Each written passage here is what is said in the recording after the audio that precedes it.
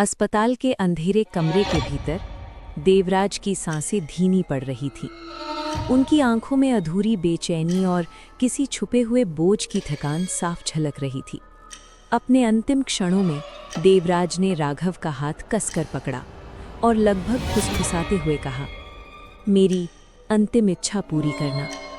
बस इतना कहकर वे हमेशा के लिए शांत हो गए। उसी रात राघव और परम देवराज की आखिरी बात को निभाने उस दूर बसे गांव की ओर निकल पड़े।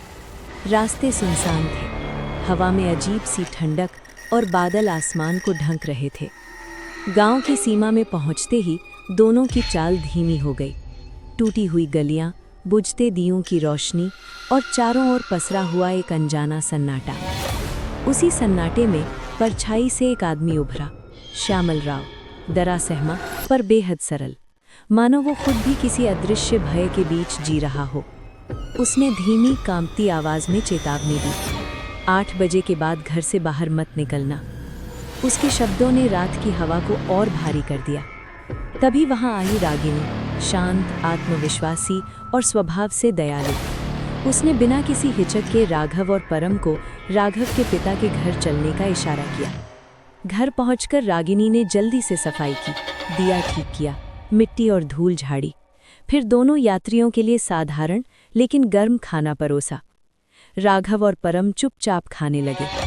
थकान अब उनकी आंखों में बस चुकी थी और रात की खामोशी के बीच वे नींद में डूब गए।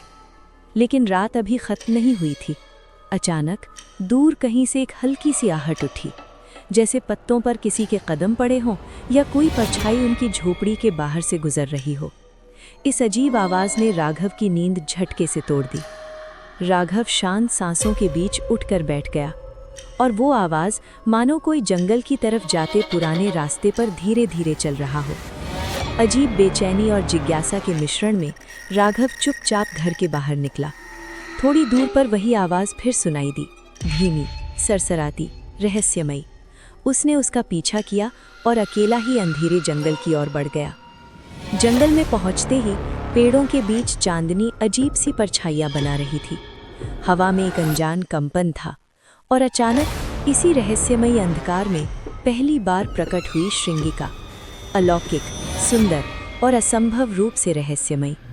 सुबह की पहली रोशनी फैलते ही राघव और परम की नींद टूटी, पर रात की परछाइयां और वो अनजाना आकर्षण राघव के दिल में एक नया सवाल जगा चुका था। और यूं उनकी यात्रा केवल एक खोज नहीं रही, बल्कि एक ऐसे रहस्य का आरंभ बन चुकी थी जो इस गांव की हर दीवार, हर परछाई और हर सांस में छुपा था। गांव अभी शांत है, पर यह शांति समय के साथ और भयावह होने वाली है।